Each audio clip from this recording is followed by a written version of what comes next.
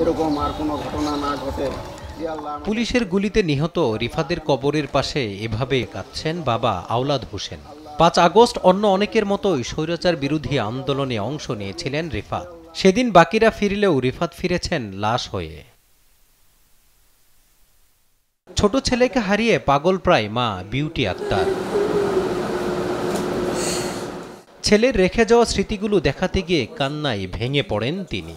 জানান, একজন মা জানে ছেলে হারানোর বেদনা কতটা নির্মম। তবে ছেলে দেশের জন্য জীবন দিয়েছেন এটা ভেবেই নিজেকে সান্ত্বনা দেন।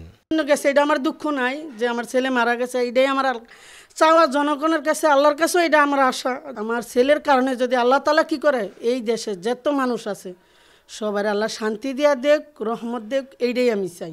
নিয়ে কি করবো, সারা জীবন দেখবো রিফাতের এটার ভিতরে আমি খুঁজে পাবো।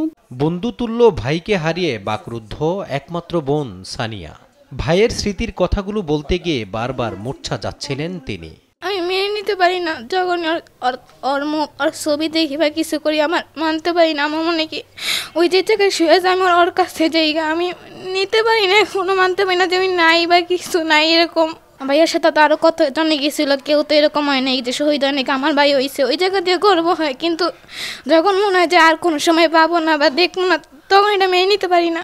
সেদিন রিফাতের সাথে আন্দোলনে গিয়েছিলেন তার বন্ধুরাও। তারা ফিরলেও মায়ের কুলে ফিরেনি বন্ধু রিফাত। দেশ টিভির সামনে তুলে ধরেন যাত্রাবাড়িতে ঘটে যাওয়া সেদিনের নির্মমতার কথা।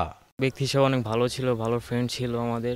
2টার দিকে আর কি যাত্রাবাড়ি থানা পুলিশ আপনার থানায় চলে গেছে, ওনারা আর কি পিছনে অগ্রসর হয়েছেন। তো তখন আমরা একবারে সামনে চলে গেছি। ওই সময় হঠাৎ করে তারা ফায়ারিং শুরু করে দেয়, পুলিশ ফায়ারিং শুরু করে দেয়, সাউন্ড গ্রেনেড আপনার বিটিসিএল এর ছাদ, যাত্রাবাড়ি থানার ছাদ দেখে ওরা সরাসরি AK-47 দিয়ে ফায়ারিং শুরু করছে। নিচে থেকে আপনার রাবার বুলেট, তারপরে আপনার ছিটা বুলেট, তারপরে টিয়ার শেল, সাউন্ড গ্রেনেড, মানে ওরা জাস্ট চোখ বন্ধ করে মারা শুরু করছে। ওরা দেখে নেই যে কজন কি আছে আসল বিষয়। আমরা তো একবারে সামনে ছিলাম, আমি তো ওখান থেকে বাঁচার চান্সেস ছিলই না বলতে গেলে।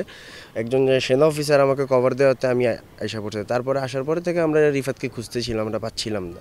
বাবার কাঁধে ছেলের লাশ কতটা ভারী সেটা হয়তো বাবাই উপলব্ধি করতে পারেন। জানান, ছেলে হারানোর এক বুক কষ্ট নিয়েই চলতে হবে তাকে বাকি জীবন।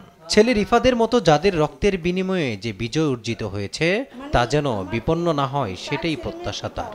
আমার ছেলে নাইলে দেশের জন্য, এই দেশের জন্য শহীদ হয়েছে।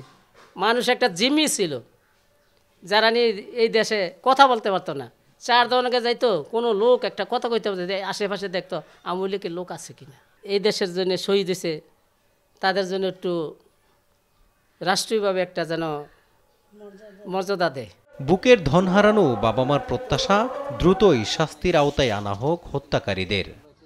রিফাদের মতো যাদের আত্মত্যাগের বিনিময়ে এসেছে 5 আগস্টের ঐতিহাসিক ছাত্র জনতার বিজয়, রাষ্ট্র তাদেরকে যথাযথ সম্মানের সাথে মনে রাখুক, এমনটাই প্রত্যাশা পরিবারগুলোর।